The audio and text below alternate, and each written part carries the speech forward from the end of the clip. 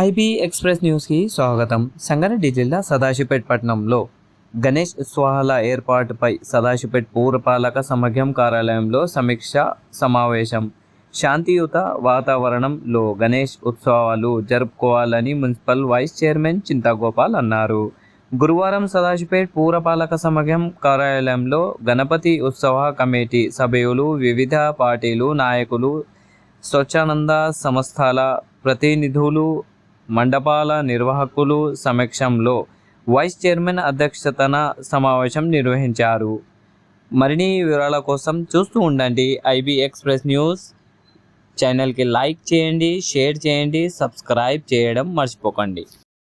ఏదైతే భక్తులు ఉంటారో వాళ్ళు సహకరించాలి. ఎలాంటి అవాంఛనీయ సంఘటనలు జరుగుతుందని ప్రతిసారి కూడా మున్సిపల్ తరఫున ఏదైతే ఇప్పుడు వినాయకులను పూజలు చేయడం కానీ, రిసీవ్ చేసుకోవడం కానీ, మరి అక్కడ స్టేజ్ కార్యక్రమం కానీ, మరి ట్రైన్లు కానీ, ఎక్కడైతే విద్యుత్ సామాన్యుల నుంచి ఎవరు అంటే పట్టించుకునేటోళ్ళు లేరు. కాబట్టి ఈసారి మనము అన్ని కార్యక్రమాలు మనమే చేస్తున్నాం. మరి ఈ కార్యక్రమం మన ఆధ్వర్యంలోనే నడవాలనే ఉద్దేశంతో మరి సలహాలు ఏదన్నా వినాయక మంటపాలు కానీ, మరి భక్తులు కానీ సలహాలు ఇస్తే దాన్ని పాటించాలని. ఇంకోటి కూడా ఏంటంటే మన దగ్గర 7th ఏదైతే వినాయక పండుగ వస్తుంది. ఇంకోటి ఏంటిదంటే మన బ్రాహ్మణ సంఘం కూడా వాళ్ళు ఇప్పుడు 17వ డేటు మన ప్రామాణికం ఎట్లా తీసుకుంటామనంటే అనంత ఏకాదశి రోజు, అనంత చతుర్దశి రోజు ప్రామాణికం తీసుకుంటాం. కాబట్టి ఆ రోజు మంగళవారం వస్తుంది.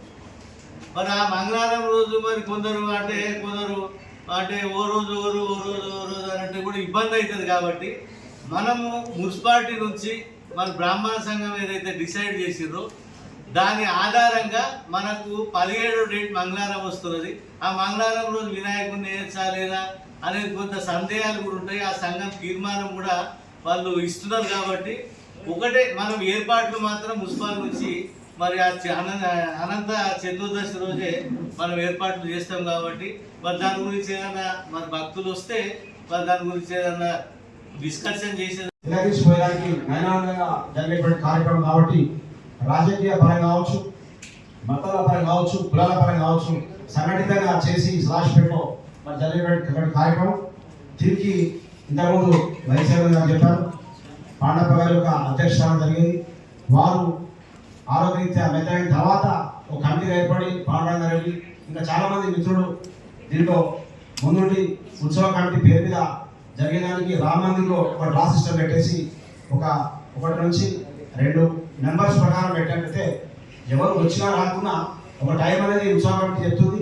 ఆ టైం వరకు వచ్చేటువంటి వారికి, క్రమశిక్షణలో ఉన్నటువంటి వారికి నెంబర్ వైజ్గా పంపించడం, టైం కానటువంటి వారికి ఎవరు వస్తారో వాళ్ళు ముందు పంపడం జరిగింది. ఎలాంటి ఇబ్బంది రాకుండా అందరూ కలిసిమెలిసిగా చేసినటువంటి కార్యక్రమంలో సదాశివపేట ముందుండి పురపాలక సంఘం యొక్క కార్యక్రమం చేసేదానికి సహకారం తీసుకున్నాం. ఎప్పుడైనా సరే విద్యుత్ సంఘం వాళ్ళు తీసుకున్నాం, డబ్బులు కూడా తీసుకున్నాం. దీనిలో డబ్బులు కూడా ఉత్సవాన్ని తయారు చేసుకుని సంఘం ఆర్సీఎస్ స్వయం సంఘం ఆధ్వర్యంలో నిర్వహించే కార్యక్రమం కూడా తప్పకుండా జరిగింది. కారణం ఏంటంటే ప్రజలు కానీ కూర్చోబెట్టే వాళ్ళు కానీ సహకరించే కానీ లేనప్పుడు చేసే వాళ్ళకి ఇబ్బంది అవుతుంది. కాబట్టి ఎవరు ముందు కాకుండా మరి నిమజ్జనం వదిలిపెట్టి ఆ యొక్క కమిటీ నిర్వీర్యమైన దానిలో మున్సిపాలిటీ ముందు వచ్చి బాధ్యత తీసుకొని కార్యక్రమం తీసుకొని నడిపిస్తాము.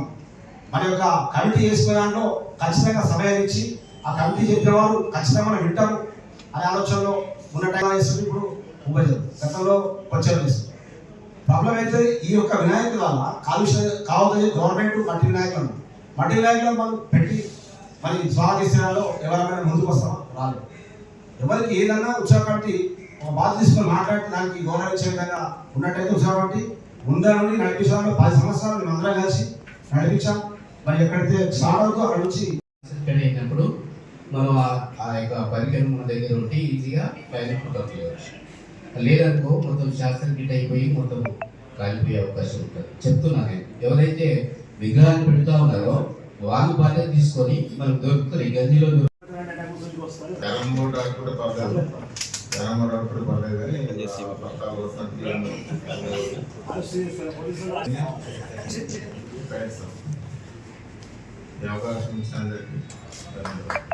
దృష్టిలో పెట్టుకొని ఏం చేయాలంటే ప్రత్యేకంగా చెప్తున్నా, ముందునే చెప్తున్నా ఏంటంటే అందరినీ సమయం చేయాలి, అందరూ ఎటువంటి రాజకీయ పార్టీస్ ఇన్వాల్వ్మెంట్ కావద్దు. ఎందుకంటే ప్రతి ఒక్కరు అక్కడ నాలుగు పెట్టుకోవాలి అనేది ఒకటి ఉంటుంది అంట ఆ సమయంలో. అది ఎందుకు ఉంటుంది అంటే నేను వచ్చినందుకు నేను ఏదో చేసినాను, కాకపోతే అందరూ అలా మంచి జరగాలని శాంతి నెలకొల్పాలని ఉద్దేశం ఉంటుంది. కాబట్టి పూగచెరువు అంటే మనకున్న గణేష్ వచ్చిన కట్టపైన ముందుగా ఉన్న గుంతలని మొరలతో పూడ్చడం, అక్కడ మొత్తం కూడా లైటింగ్ ఎల్ఈడి లైట్లు ఏర్పాటు చేయడం, అక్కడ 3 క్రేన్లు ఏర్పాటు చేయడం. అది ఏదైనా రిపేర్ వస్తే ఆ స్టాండ్ బైలో ఉన్న వాటిని వాడుకోవడానికి. మరి అక్కడ మొబైల్ టాయిలెట్ ఫెసిలిటీ, ఎవరన్నా లేడీస్ కానీ వాళ్ళు వచ్చినప్పుడు మొబైల్ టాయిలెట్ ఉంటుంది లేడీస్ వాడుకోవడానికి. అక్కడ కంప్లీట్ శానిటేషన్ క్లీనింగ్ కానీ, అక్కడ చెట్లు గడ్డి పొదలు ఏమున్నా కానీ అంతా కూడా క్లీన్ చేపిస్తాము. అలానే వాటర్ ఫెసిలిటీ, అక్కడ వాటర్ ఫెసిలిటీ కూడా ఏర్పాటు చేస్తాము. అలానే ఫిషరీస్ డిపార్ట్మెంట్ వాళ్ళకి ఇంటిమేట్ చేసి గజ ఈతగాలను కూడా ఏర్పాటు చేయిస్తాము. పొరపాటున ఏదన్నా జరగకూడని సంఘటన జరిగి ఎవరన్నా జారి పడ్డా కానీ మెడికల్ శాఖ వాళ్ళతోటి మాట్లాడాలా. హెల్ప్ డెస్క్ కూడా ఉంటుంది, ఎవరైనా మనం మిస్సింగ్ కానీ ఏమైనా ఉంటే చెప్పడానికి. పోలీస్ డిపార్ట్మెంట్ వాళ్ళు కూడా అక్కడ ఉండడానికి వాళ్ళు కూడా సౌకర్యంగా టెంట్ ఏర్పాటు చేయడం అది కూడా చేస్తాము.